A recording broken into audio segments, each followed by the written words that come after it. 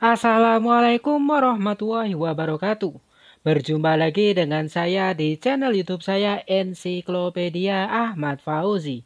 Channel yang menjelaskan berbagai hal yang berkaitan dengan analisis data, penelitian, penulisan, dan berbagai pengetahuan lain yang mungkin dapat meningkatkan pengetahuan ataupun keterampilan kalian. Di video yang membahas statistik sebelumnya, kita telah mempelajari berbagai formula atau rumus dasar dalam statistika deskriptif yang nantinya dapat digunakan atau menjadi dasar perhitungan berbagai uji hipotesis di dalam statistika inferensia. Nah, pada video kali ini kita akan memasuki uji hipotesis pertama yang paling sederhana di statistika inferensia. Khususnya uji hipotesis untuk menguji beda rata dua kelompok, yaitu uji T berpasangan. Di video kali ini mari kita belajari bagaimana caranya menghitung secara manual uji T berpasangan ini. Bila kalian ingin mempelajari uji T berpasangan namun bukan dalam hitungan manual tapi menggunakan software, silakan lihat video saya yang lain. Oke. Sebelum kita belajar bagaimana menghitung uji T berpasangan, mari kita mengenal lebih dalam apa itu uji T berpasangan dan kapan kita menggunakan uji hipotesis ini. Uji T berpasangan sendiri kita kenal juga dengan nama lain yaitu dependent t-test atau paired samples t-test. Sehingga ketika kita membaca referensi lain ataupun membaca berbagai artikel jurnal yang mungkin menggunakan bahasa Inggris, maka terkadang kita akan menemukan istilah dependent t-test ataupun paired sample t-test. Kedua istilah ini sama-sama merujuk pada uji hipotesis yang sama, yaitu uji T berpasangan. Analisis ini, uji hipotesis ini kita gunakan untuk membandingkan dua rata di antara dua kelompok yang saling berkaitan. Nah, kata kuncinya di sini berkaitan sehingga berpasangan nama uji hipotesisnya. Maksudnya berkaitan itu apa? Misalkan kita memiliki dua kelompok data, setiap item data kelompok 1 dengan kelompok 2 dapat kita pasangkan satu persatu. Jadinya ada kaitan antara satu item di kelompok 1 dengan satu item di kelompok satunya. Misalkan saja kita melakukan penelitian pada satu kelas atau sekelompok hewan. Kita mengambil data awal, kemudian kita beri perlakuan, kemudian kita ambil data akhir. Kita ingin membandingkan, kita ingin tahu adakah peningkatan signifikan sebelum dan setelah memberikan perlakuan. Jadinya kita bandingkan apakah ada perbedaan signifikan antara data sebelum perlakuan dengan data setelah perlakuan. Misalkan saja kita beri contoh di kelas. Misalkan di satu kelas kita melibatkan 10 siswa. Sebelum kita beri perlakuan pembelajaran tertentu kita beri pretest. Kemudian kita beri perlakuan pembelajaran tertentu selama 5 pertemuan. Kemudian pertemuan ke-6 kita kasih post-test. Jadinya kita memiliki data pretest 10 siswa. Kita juga memiliki data post-test seluruh siswa. Misalkan siswa pertama namanya Ani. Nah, kita bisa memasangkan data pretest Ani dengan data post-test Ani. Siswa kedua misalkan Budi. Maka data pretest Budi kita pasangkan dengan data post-test Budi. Jadinya di sini ada indikator yang digunakan untuk memasangkan kedua item dari kedua kelompok data tadi, yaitu nama-nama siswa.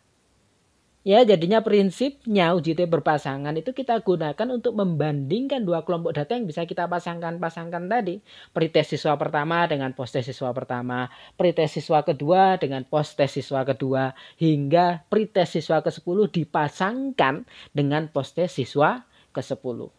Prinsip dasarnya seperti itu. Nah, ciri data yang dapat kita analisis ketika kita ingin melakukan analisis uji T berpasangan adalah terdiri atas satu variabel bebas saja.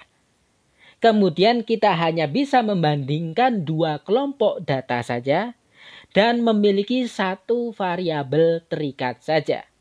Contohnya tadi itu, kita ingin melakukan penelitian pengaruh perlakuan pembelajaran terhadap hasil belajar. Yang kita bandingkan dua kelompok data adalah data sebelum perlakuan dan data setelah perlakuan. Variabel bebasnya cuma satu, yaitu bentuk pembelajaran. Variabel terikatnya pun juga cukup satu, yaitu hasil belajar. Nah, seperti di video sebelumnya, kita pernah mempelajari bahwasanya di dalam statistika inferensia, sebelum kita melakukan analisis uji hipotesis seperti uji T, ada beberapa asumsi yang harus kita cek. Nah, asumsi-asumsi yang harus kita cek sebelum kita melakukan uji T berpasangan adalah yang pertama, kita harus mengecek apakah variabel terikat kita merupakan data kontinu. Data kontinu itu bisa berasal dari skala interval ataupun rasio. Rasio itu misalkan berat badan, tinggi badan. Kalau interval itu misalkan kepintaran. Yang tidak bisa ada nol mutlaknya, itu interval. Kalau rasio ada nol mutlaknya. Ya, jadinya variabel terikatnya harus kita cek. Sudah termasuk data kontinu atau tidak. Kalau datanya bukan kontinu, data kategoris misalkan dari skala ordinal, tingkat kesukaan, sangat suka sampai sangat tidak suka, ataupun bahkan data nominal, misalkan nama kota, itu tidak bisa kita gunakan untuk dianalisis menggunakan uji T berpasangan. Asumsi selanjutnya yang perlu kita cek adalah variabel bebasnya. Kebalikannya dengan variabel terikat. Kalau variabel terikat harus data kontinu, kalau variabel bebasnya harus data kategoris. Sehingga data kategoris tersebut menyebabkan kita memiliki dua kelompok yang saling berkaitan. Seperti tadi, variabel bebasnya misalkan pembelajaran ya. Dan yang diambil datanya sebelum dan sesudah. Jadinya kan data kita terbagi menjadi dua kelompok, pretest dan posttest. Jadinya sebelum perlakuan pembelajaran dan setelah perlakuan pembelajaran. Jadinya ada dua kelompok dan datanya harus saling berkaitan. Kemudian asumsi yang lain adalah tidak ada outlier pada nilai selisih. Nah, outlier juga pernah kita singgung di video sebelumnya. Outlier itu nilai yang tidak mengikuti sebaran distribusi normal. Data yang terpencal, pencilan data. Kalau kita belajar distribusi normal ya di video sebelumnya, ternyata mungkin saja data yang kita kumpulkan itu ada data yang terlampau jauh, berbeda sangat jauh dengan data yang lain. Misalkan kita mengumpulkan data IQ rata-rata yang kita kumpulkan misalkan 110, distribusi normalnya itu sebarannya misalkan dari 90 sampai 130, ternyata ada satu anak yang amat sangat jenius dengan IQ 190. Nah, itu outlier 190. Outlier itu harus kita singkirkan terlebih dahulu sebelum kita melakukan uji T berpasangan. Kemudian nilai selisih terdistribusi secara normal. Nah, kita juga sudah belajar ya kurva normal. Jadinya data kita itu harus terdistribusi normal. Kalau tidak normal, kita tidak bisa lanjut ke uji T berpasangan. Kurang diperkenankan. Ketika datanya tidak normal, maka kita tidak menggunakan uji T berpasangan, tetapi kita alihkan dengan uji non-parametrik pengganti uji T berpasangan. Yaitu sign test namanya. Dan di sini bisa kita lihat yang kita cek outliernya maupun distribusi datanya adalah nilai selisih. Bukan nilai pretest, bukan nilai posttest, bukan nilai sebelum, bukan nilai sesudah, tapi nilai selisih. Selisih antara dua kelompok data tadi. Jadinya posttest dikurangi pretest per item data. Misalkan ada 10 anak, maka kita mengurangkan data anak pertama, posttest dikurangi pretest, anak kedua, posttest dikurangi pretest, sampai anak ke-10, posttest dia dikurangi pretest dia. Sehingga kita mendapatkan kolom baru, yaitu kolom nilai selisih. Nah, nilai selisih ini yang kita cek, ada enggak sih outlier, distribusinya normal atau tidak. Begitu. Nilai selisih sendiri dalam uji T berpasangan kita singkat sebagai D. Singkatan dari difference. Difference itu selisih. Begitu ya. Nah, pada video ini kita tidak akan belajar mengecek cara untuk melihat normalitas data. tetapi kita langsung belajar bagaimana cara menghitung uji T berpasangan. Jadinya kita anggap saja data yang nanti kita gunakan untuk pembelajaran di video ini adalah data yang sudah terdistribusi normal, khususnya data selisihnya, dan tidak ada outlier. Oke, misalkan seperti ini. Kita telah melakukan penelitian di satu kelas dan kebetulan kelas tersebut di sekolah terpencil ya, sehingga satu kelas hanya terdiri atas 5 misalkan. Tapi sebaiknya nanti kalau penelitian jangan terlalu sedikit sampelnya. Ya, misalkan ada 5 di kelas tersebut. Nah, di kelas tersebut sebelum kita memberikan pembelajaran dengan model tertentu, kita ambil data pretest. Setelah itu kemudian kita beri perlakuan. Setelah diberi perlakuan selama misalkan 10 pertemuan, kita ambil data post-test. Pretest dan post-test hasil belajar kita menggunakan instrumen soal yang terdiri atas 10 item soal. Ketika siswa salah semua jawabannya, misalkan Budi mendapatkan skor 0, itu artinya dia salah semua. Di sisi sebaliknya, kalau ada siswa yang jawabannya benar semua di setiap soal, maka dia mendapatkan nilai 10. Jadinya nilai terendah 0, nilai tertinggi 10. Nah, ini datanya, pretestnya ini, post-testnya ini. Terus kita ingin mengetahui apakah ada peningkatan signifikan antara sebelum dan sesudah kita memberikan pembelajaran dengan model tertentu tadi. Maka kita perlu membandingkan data pretest dengan data post-test ini. Ada beda signifikan tidak? Ada beda nyata atau tidak? Nah, di sini bisa kita lihat. Kita ingin membandingkan dua kelompok data. Variabel bebas kita adalah data kontinu. Hasil belajar ini kan. Skor hasil belajar itu termasuk kontinu. Kemudian kita lihat kelompok data ini bisa saling dipasangkan. Ini pretest siswa pertama dipasangkan post-test siswa pertama. Pretest siswa kedua dipasangkan dengan post-test siswa kedua. Pretest siswa ketiga dipasangkan dengan post-test siswa ketiga. Pretest siswa keempat dipasangkan dengan post-test siswa keempat. Dan yang terakhir pretest siswa kelima dipasangkan dengan post-test siswa kelima. Di sini maka kita bisa menganalisis ada tidaknya peningkatan signifikan atau ada tidaknya perbedaan signifikan antara pretest dengan post-test dengan menggunakan uji T berpasangan. Nah, prinsip dalam analisis statistika inferensia adalah kita mencari nilai hitungnya. Kalau uji T kita mencari T hitungnya. Kalau uji F kita mencari F hitungnya. Kalau korelasi kita mencari R hitungnya. Nah, setelah nilai hitung tersebut kita peroleh, nanti kita bandingkan dengan nilai tabelnya. Kalau uji T, T tabel. Kalau uji F, F tabel. Kalau R, R tabel. Nanti kita lihat kalau T hitungnya lebih kecil dari T tabel, maka tidak ada perbedaan signifikan. Jadinya HA0-nya diterima. Sebaliknya, kalau T hitung yang kita peroleh dari proses perhitungan lebih besar dari T tabel, maka disimpulkan ada perbedaan signifikan di antara dua kelompok yang kita bandingkan. Alias HA0-nya ditolak. Begitu ya, nanti kita lihat di bagian akhir bagaimana caranya membaca T-tabel untuk mendapatkan nilai T-tabel tersebut. Tetapi sebelum kita membaca T-tabel, mari sekarang kita cari T hitungnya terlebih dahulu. Nah, rumus dari T hitung adalah ini. D bar, ini ada barnya ya. Bar itu kan menunjukkan rata.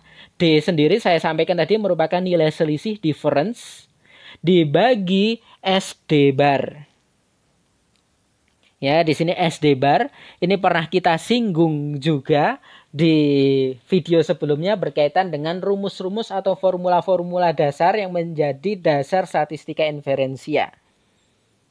Yaitu formula-formula di dalam statistika deskriptif.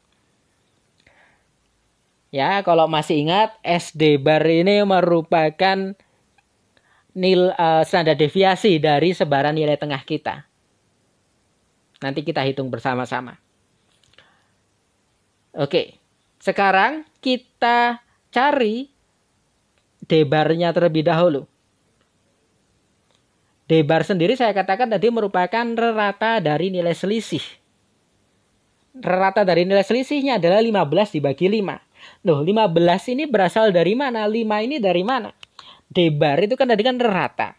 Rata itu kan jumlah item keseluruhan dibagi jumlah data. 15 ini dari mana? Dari selisih satu per satu. Jadinya 6 ke 8 itu selisihnya 2. 5 ke 9 selisihnya 4. 6 ke 7 selisihnya 1. 6 ke 8 selisihnya 2. 4 ke 10 selisihnya 6. Kemudian kita jumlahkan semua tadi. 2 plus 4 plus 1 plus 2 plus 6. Hasilnya 15. Sehingga untuk menghitung D-bar ini kita boleh menggunakan kolom pembantu. Di sini bisa kita tambahkan kolom baru, kita tulis sebagai nilai selisih atau D. Nah, di kolom ini kita tulis selisih baris pertama ada 2, selisih baris kedua 9 kurangi 5 4, selisih baris ketiga 7 kurangi 6 1, selisih baris keempat 8 kurangi 6 2, selisih baris kelima 10 keempat itu 6. Totalnya itu 15. Kemudian 15 dibagi N. Karena rata itu kan rumusnya jumlah keseluruhan item dibagi N. N-nya berapa? Di sini ada 5. 1, 2, 3, 4, 5. Ada 5 siswa. Sehingga D-bar-nya adalah sejumlah 3. Begitu ya. Kita sudah mendapatkan D-bar. Sekarang kita perlu mencari standar deviasi dari sebaran nilai tengah dari data selisih tadi. Nah, caranya bagaimana? Nah, kita hitung terlebih dahulu. Kita lihat formula SD bar itu adalah SD dibagi akar N. Ya, kita masih mengingat formula ini di video sebelumnya. SD sendiri itu kan simpangan baku. Kemudian akar N. Agar mempermudah kita cari simpangan bakunya terlebih dahulu. Nah, ini rumus simpangan baku yang telah kita pelajari sebelumnya, ya, yaitu akar jumlah kuadrat per dB atau akar jumlah kuadrat dikurangi N-1. Sekarang kita terjemahkan jumlah kuadrat sendiri kan formulanya sigma X kuadrat dikurangi sigma X dikuadratkan dibagi N. Ya, kita juga sudah belajar ya di video sebelumnya. JK itu seperti ini rumusnya. Sigma X kuadrat dikurangi sigma X yang dikuadratkan dibagi N. Tetap nanti dibagi N-1. Nah, sekarang tinggal kita masukkan saja. Ingat, ini D, SD bar. Jadinya D-nya. Di sini ya, SD. D itu nilai selisih. Maka data-data yang kita masukkan di sini merupakan data selisih semua. Nah, sigma X kuadrat itu kan kalau kita masih ingat, cara mencari sigma X kuadrat itu adalah jumlah item yang dikuadratkan. Jadinya item-itemnya dikuadratkan terlebih dahulu, kemudian dijumlahkan. Item apa? Item dari skor selisih. Nah, ini kita masukkan 6 dikurangi 8, nilai selisihnya kan 2. 2 dikuadratkan. Kemudian data kedua 5 dikurangi 9 itu min 4. Min 4 dikuadratkan. 6 dikurangi 7 itu min 1. Min 1 dikuadratkan. Kemudian 6 dikurangi 8 itu min 2. Min 2 dikuadratkan. 4 dikurangi 10 itu min 6. Min 6 itu dikuadratkan. Itu mencari sigma X kuadrat. Kemudian dikurangi FK-nya. Ini kan sigma X dikuadratkan dibagi N itu kan FK nama lainnya. Faktor koreksi. Sigma X dikuadratkan. Jadinya kita jumlahkan terlebih dahulu data-data selisih tadi baru dikuadratkan. Tadi kita tahu jumlah selisih itu kan 15. Nah, di sini kan juga muncul ya 15. Tadi data-data selisih kita total. Jumlahnya adalah 15 alias min 15. Kemudian baru dikuadratkan. Kemudian dibagi N jumlah data kita. Jumlah data kita ada 5. Sehingga di sini diisi 5. Dibagi N-1. N-nya 5 dikurangi 1. Ingat ya, N-1 itu dB. Sekarang kita lihat. Min 2 kuadrat sama dengan 4. Min 4 kuadrat 16. Min 1 kuadrat itu 1. Min 2 kuadrat itu sama dengan 4. Min 6 kuadrat sama dengan 36. Dikurangi min 15 berangkat, min 15 kuadrat itu 225. Dibagi 5, kemudian dibagi 4. 4 ini berasal dari 5 kurangi 1. Sehingga total 4 plus 16 plus 1 plus 4 plus 36 adalah 61. Sehingga sigma X kuadrat dari data selisih adalah 61.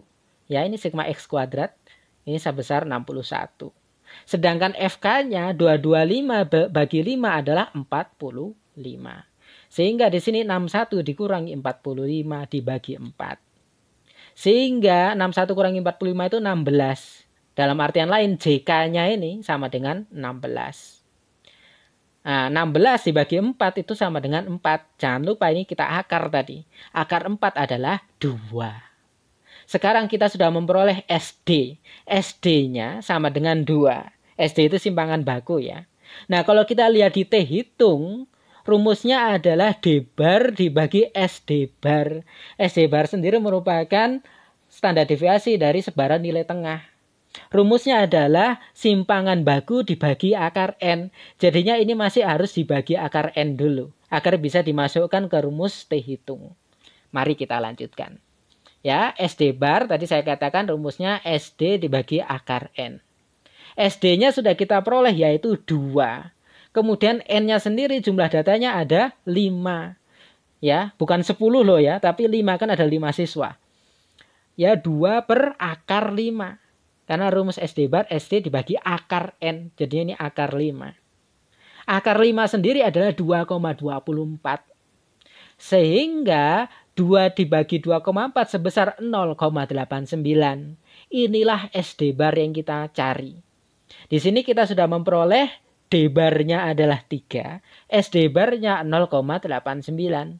Tinggal kita masukkan ke formula T hitung ini.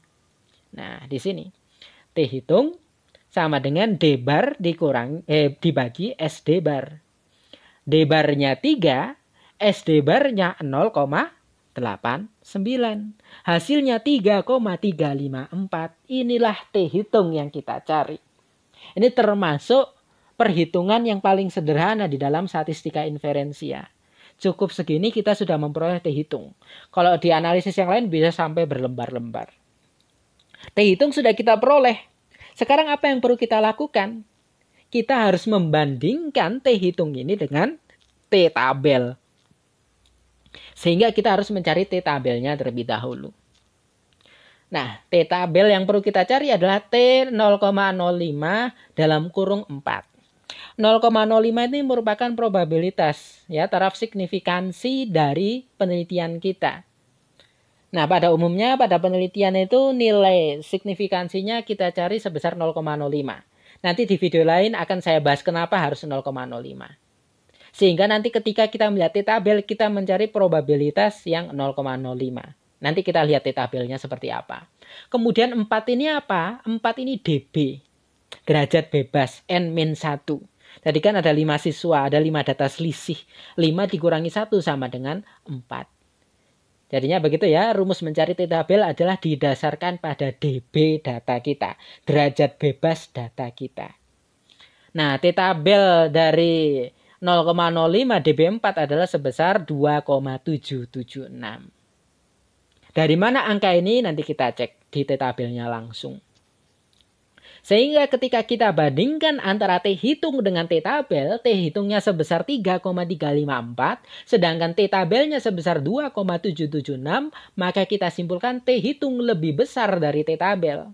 Karena T hitung lebih besar dari T tabel, maka H0 ditolak.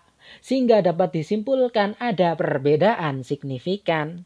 Sehingga pretest dan posttest ini memiliki perbedaan yang signifikan. Kalau sebaliknya, misalkan T hitung kurang dari T tabel, maka dapat dikatakan pretest sama posttest tidak berbeda signifikan. Begitu ya. Nah, sekarang kita lihat seperti apa sih T tabel itu. Nah, ini merupakan tabel T. Sebetulnya ini potongan ya. Kalian bisa mencari di Google. Googling saja download T tabel. Atau download tabel T. Nanti banyak, tinggal dipilih salah satu. Masuk ke bisa Blogspot, bisa ke WordPress, bisa ke situs kelembagaan. Nanti tinggal di-download di halaman tersebut. Bisa berlembar-lembar. Nah, ini saya potong. Nah, bagaimana caranya agar kita mendapatkan T tabel sebesar 2,776? Nah, di sini ada, ini termasuk tabel two-way ya. Di sini ada kepala tabel, kemudian di sini ada baris pertama. Nah, di sini probabilitasnya, seperti yang saya katakan, probabilitas di penelitian biasanya menggunakan 0,05. Alasannya apa akan saya jelaskan di kesempatan lain. Kemudian DF ini bahasa Inggris dari DB, degree of freedom. Bahasa Indonesianya derajat bebas. Seperti yang saya katakan tadi, probability-nya kita cari yang 0,05. Kita lihat yang bawah, yang baris kedua, bukan baris pertama. Baris pertama kita gunakan pada kondisi lain. Insya Allah akan saya bahas di video yang lain. Ya, jadinya lihat yang di baris kedua ini. Kita cari yang 0,05. DF-nya tadi N-1. Kita memiliki data sejumlah N.